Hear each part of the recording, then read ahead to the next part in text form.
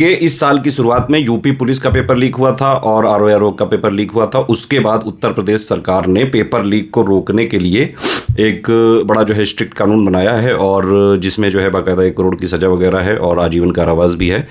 उसी में एक रूल था कि भाई 4 लाख से ऊपर अगर किसी भी परीक्षा में फॉर्म भरेंगे लोग स्टूडेंट्स, तो फिर वो परीक्षा एक से ज़्यादा शिफ्टों में होगी या एक से ज़्यादा दिनों में होगी। ठीक है, अभी इसका मैं एक आपको पढ़ के बताता हूँ। एक चीज़ है, एक पेज में एक लिखा है इसमें, इसी रूल्स में कि यदि आयोग, जो चयन आयोग है या बोर्ड अगर चाहे तो 5 लाख से अधिक अभ्यर्थी होने पर भी एक या उससे अधिक पाली में परीक्षा करा सकते हैं। पीसीएस परीक्षा बाकायदा इसमें लिखा हुआ है, एक विशिष्ट परीक्षा है। ठीक है, अतः यदि आयोग चाहे तो इससे अधिक परीक्षार्थी होने पर भी उक्त परीक्षा को एक पाली में करा सकते हैं। तो पीसीएस के लिए तो ये बाकायदा रूल में लिखा हुआ है। फिर ये लेटर जो कल जारी हुआ है, इसका क्या संदर्भ है? अगर सरकार ये स्टूडेंट्स तक, मतलब सरकार या आयोग स्टूडेंट तक मैसेज देना चाहते हैं तो डायरेक्टली जो है आयोग को अपने वेबसाइट में नोटिस निकाल देना चाहिए था। स्टूडेंट्स बहुत जो है परेशान हैं इसमें और स्टूडेंट्स की बहुत सारी जेन्युइन क्वेरी हैं एक्चुअली। पहले मैं पीसीएस की बात करता हूँ। पीसीएस वाला जो प्री होता है उसमें 2 पेपर होते हैं। पहला होता है जो है जीएस का, पहली शिफ्ट में शायद 9:30 से 11:30 वाली शिफ्ट होती है। फिर उसके बाद 2-2.5 घंटे का गैप होता है। फिर 2:30 से 5 जो है करीबन होता है सीसेट वाला। इस तरह से होता है ये एग्ज़ाम। ठीक, अब इसमें यह है कि अगर ये 2 दिन में हुआ, जैसे अभी लेटर जो वायरल हुआ है उसमें बोल रहे हैं कि भाई 27 अक्टूबर की जगह 26-27 दोनों दिन होगा, तो यानी कि जीएस के 2 पेपर बनेंगे और सीसेट के भी 2 पेपर बनेंगे। अब आप समझिए कि पहली बात तो आयोग को या सरकार को, आयोग को बेसिकली, क्योंकि एग्ज़ाम वही कंडक्ट करा रहे हैं, नॉर्मलाइजेशन वाले रूल वगैरह जो है बाकायदा ट्रांसपेरेंसी से जो है चीज़ें बतानी पड़ेंगी कि अगर 2 जीएस के पेपर बन रहे हैं तो कैसे, मतलब वो रिलेटिवली जो है उसका क्या वेटेज रहेगा और कैसे ये जो है इंश्योर करेंगे कि सारे स्टूडेंट्स जो है उसमें सेटिस्फाइड हों और कि भाई कोई स्टूडेंट बिल्कुल ये कहेगा कि मेरी शिफ्ट का बहुत ईजी था, कोई कहेगा जो है टफ था। सीसेट में भी यही होगा। और सीसेट में समस्या ये है, रूल ये होता है कि भाई सीसेट की कॉपी पहले जांची जाती है ताकि आप अगर क्वालिफाई कर रहे हो सीसेट का तभी आपकी जीएस की कॉपी जांची जाए। अब सीसेट में ही कई लोग की चटनी हो जाएगी क्योंकि सीसेट भी तो अलग अलग बनेगा ना, हिंदी और इंग्लिश का अलग अलग बनेगा। ऐसा तो नहीं हो सकता है कि एक ही पेपर 2 दिन दे दें, है ना। तो अगर सीसेट भी अलग अलग बनेगा तो उसमें Hindi, English, reasoning aptitude, interpersonal skill, overall जो सीसेट का पेपर है उसका भी पेपर का लेवल जो है अगर किसी को टफ लग सकता है, किसी को इजी लग सकता है। और सीसेट इतना खतरनाक पेपर होता है, कई बार हिंदी मीडियम के छात्रों के लिए, कई हिंदी मीडियम वाले जो है स्टूडेंट्स ये या फिर आर्ट साइड वाले सीसेट के पेपर में क्वालिफाई नहीं कर पाते हैं। उनका ये आरोप रहता है कि भाई जो है रीजनिंग वगैरह के क्वेश्चन ज़्यादा आ गए या फिर इंटरपर्सनल वाले जो है ये ज़्यादा हैं, तो इससे बहुत कन्फ्यूजन होगा। सीसेट में भी अगर 2 पेपर हुए, अब इसमें भी भाई वो टफनेस वाला लेवल का वो रहेगा। मेरे हिसाब से स्टूडेंट्स को इसमें अपनी बात, जो भी आपका कंसर्न है, सरकार और आयोग तक पहुंचाना चाहिए क्योंकि अभी तक आयोग ने कोई ऑफिशियल नोटिस नहीं दिया है कि भाई 27 अक्टूबर की जगह हम 26-27 को लेंगे, है ना। ये नहीं आया है अभी तक, आयोग से नहीं आया है ऑफिशियली, और ना ही आरओ के बारे में आया है आयोग से ऑफिशियली। लेकिन रूल्स वगैरह में अगर जो है देखें तो ये तो क्लियर है कि आरओ की परीक्षा में तो जो है 1 शिफ्ट से ज़्यादा में होगी, शायद 4 शिफ्ट में होगी वो। अब वहाँ पे थोड़ा आसान भी है क्योंकि जीएस 2 घंटे का होता है, 1 घंटे का हिंदी होता है, दोनों मर्ज कर दिया, 3-3 घंटे की 4 शिफ्ट करा ली 2 दिन। पीसीएस में बड़ा समस्या है। मुझे तो लग रहा है आरओ में भी जो है समस्याएँ होंगी और इससे हो ये सकता है कि ये भर्तियां फंस सकती हैं क्योंकि कई सारे स्टूडेंट्स अगर प्री में जो बॉर्डर केस पे होते हैं उनके साथ समस्या होती है। वैसे भी आप जानते हैं आयोग की जो परीक्षाएं होती हैं, चाहे पीसीएस हो, आरओ या रो बी हो, उसमें प्रीलिम्स परीक्षा में पिछले कई सालों से ये चीज़ है कि जो भी इनका प्रीलिम्स का पेपर होता है उसकी जो आंसर की आती है उसमें आंसर डिस्प्यूटेड होते हैं। प्रोविजनल आंसर की में मतलब आंसर कुछ गलत होते हैं और फिर उसको स्टूडेंट्स जो है बाकायदा भेजते हैं आयोग को, उसके प्रूफ वगैरह जो भी रिलेवेंट जो है गवर्नमेंट सोर्सेज होते हैं, तब जाके आयोग मॉडिफाई की जारी करता है। लेकिन मॉडिफाई की तो आयोग की बौद्धिक संपदा है, वो उसको जारी नहीं करता है। तो वैसे ही बड़ी समस्याएं हैं अभी भी क्योंकि मॉडिफाइड की भी जो है जारी नहीं करता है आयोग।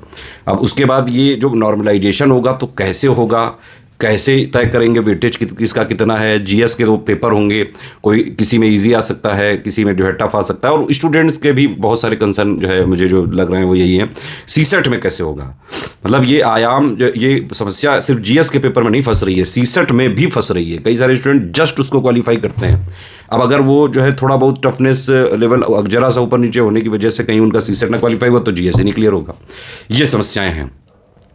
मेरे हिसाब से तो आयोग की ईमेल आईडी है आयोग की वेबसाइट है uppsc.up.nic.in और इनकी एक साथ ईमेल आईडी भी है ऑनलाइन। मैं रुकिए देख के बताता हूँ। हाँ भाई, ये कंफ्यूज हो रहा था।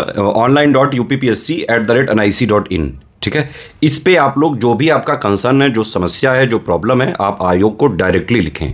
और सरकार तक भी अपनी बात अगर आपको पहुंचानी है, मैं ट्विटर का एक मैं ट्वीट कर दे रहा हूं, उसकी लिंक मैं यहाँ पे आपको वीडियो में दे दे रहा हूं। आप इसको रिट्वीट करके अपनी अपनी प्रॉब्लम इंडिविजुअली लिखें, अपनी बात आपको पहुंचानी पड़ेगी। और कई सारे स्टूडेंट मुझसे कह रहे हैं कि आपको सपोर्ट करना पड़ेगा। भाई मैं तो आपके सपोर्ट में हमेशा रहता हूं। और जो कह रहे हैं कि मुझे साथ आना पड़ेगा, मैं आपके हमेशा साथ हूं। कहाँ जो चीज़ आप बोलेंगे स्टूडेंट्स, मैं हर चीज़ में आपके साथ बिना जो है कोई डिमांड किए हमेशा से सपोर्ट में हूँ। स्टूडेंट्स के लिए ही काम करते हैं हम, और स्टूडेंट्स को सपोर्ट आगे भी बना रहेगा। जो आप जो है कहें मुझसे, अगर जो भी चीज़ें आप लोग योजना बनाएं, लीड आप लोग को करना पड़ेगा। कोई सोशली जो है अगर मोबिलाइज करने वाली बात, तो मैं भी जो है बिल्कुल उठाऊंगा मुद्दा। बाकी जो यूट्यूब में लोग हैं, अगर जो है उनको भी लगता है कि ये चीज़ें जो है स्टूडेंट्स के हित में यही है कि 1 शिफ्ट में होना चाहिए, पीसीएस का तो एटलीस्ट होना चाहिए। कई सारे स्टूडेंट्स की डिमांड है, और मेरा पर्सनल अगर ओपिनियन आप मांगे, मुझे भी लगता है कि 1 शिफ्ट में ही होना चाहिए। नहीं तो आप जानते हैं वो स्केलिंग और मॉडरेशन की समस्या से 2023 से तो हम लोग निकल के आए हैं। उससे पहले कितने सारे जो है स्टूडेंट्स जो स्केलिंग और मॉडरेशन की वजह से होते होते रह गए। अब कहीं नॉर्मलाइजेशन कई सारे स्टूडेंट्स को ये ना कर दे कि होते होते वो रह जाएं, तो ये थोड़ी सी समस्या वाली बात है। अगर आयोग इसमें पूरा ट्रांसपेरेंसी से नॉर्मलाइजेशन के क्या रूल्स होंगे अगर 2 शिफ्ट में होगा, या जो भी बात है वो पूरी बताए स्टूडेंट्स को। मेरी तो रिक्वेस्ट है कि आयोग को जो है एक बार नोटिस जो है देना चाहिए। जो भी बहुत सारे चल रही हैं चीज़ें, सोशल मीडिया में 2-2 लीटर वायरल हो रहे हैं और स्टूडेंट तक इससे मैसेज पहुँचाया जा रहा है, ये तरीका तो ठीक नहीं है। या तो इसमें सरकार का कोई कंट्रोल नहीं होगा, सरकार के अधिकारियों ने लीक करा है ये, और अगर ऐसा है तो सरकार को चाहिए कि इसको थोड़ा दुरुस्त करके, और जो भी चीज़ें हैं स्टूडेंट्स का कंसर्न जरूर सुने। और समस्याएं हैं इसमें, सीसेट में भी और जीएस पेपर में भी, और आरओ वाले में भी होंगी समस्याएं। इसमें पॉसिबिलिटी ये जरूर बनी रहेगी कि भर्ती जो है फंसाने वाला काम कर रहे हैं कई सारे स्टूडेंट कह रहे हैं, क्योंकि कोर्ट वगैरह में लोग जाएंगे जरूर कि भाई मेरी शिफ्ट का ईजी था, उनकी शिफ्ट का जो है टफ था। कभी ये इसमें ये भी पॉसिबिलिटी हो सकती है कि भाई 85 वाला का कॉ हो जाए, कट ऑफ 90 वाला, और 95 वाले का कॉ ना हो नॉर्मलाइजेशन के बाद। ये जो है समस्याएं हैं, ठीक है। और वैसे भी जो मैंने आपको बताया कि हर बार प्री में वही चीज़ें होती है कि 2-4-5 क्वेश्चन गलत होते हैं, आंसर गलत हो जाता है। तो जो लोग बॉर्डर पे होते हैं ना एकदम, अब जैसे कट ऑफ जितना भी जाना है उसके थोड़ा बहुत ऊपर नीचे अगर आप हुए, तो यहाँ पे लक का गेम हो जाएगा, जबकि ये लक का गेम नहीं होना चाहिए भाई। परीक्षा में जो अच्छा परफॉर्म करे, मतलब जो भी चीज़ें एग्ज़ाम जिस चीज़ के लिए हो रहा है, जो वहाँ पे बेस्ट परफॉर्मर हो वो जाए ना, जो भी सिस्टम बने हुए हैं उसके थ्रू। इसमें लक वाला जो है चीज़ है, ये थोड़ा सा स्टूडेंट्स के लिए नुकसान कर सकती हैं चीज़ें। बाकी आप लोग अपनी अपनी राय बताइए, और अगर हो सके तो ट्वीट में अपनी बात जो है कह के ज़रूर लिखें, और आयोग को एक मेल ज़रूर कर सकते हैं। मेरे हिसाब से तो यही है। मैं देखिए कुछ बदल नहीं सकता हूँ, आपकी आवाज़ जो है वो उठाई जा सकती है, वो यहाँ पर उठाई जाएगी। और भी जो लोग यूट्यूब में अगर मेरा ये वीडियो डालना चाहें तो आप जो है आप लोग शेयर कर सकते हैं, या फिर अपना अपना वीडियो एक बार ज़रूर बना के आयोग तक आप लोग चाहें तो लेटर भेजें, और आयोग से एक बार बोलें कि सर प्लीज़ इसको सॉल्व करिए, कि मतलब ये कन्फ्यूजन है कि एक ही दिन में हो रही है कि 2 दिन में हो रही है, क्योंकि रूल्स में तो है कि आयोग चाहे तो 1 दिन में करा सकता है। तो क्या समस्या आ रही है? सेंटर वगैरह, अब इतना बड़ा उत्तर प्रदेश है, अगर सरकार चाहे तो क्या नहीं हो सकता है, आयोग चाहे तो क्या नहीं हो सकती चीज़ें। बाकी आप लोग बताइए जो भी है भाई, मैं आपके सपोर्ट में हूँ पूरी तरह से, 100% हमेशा की तरह।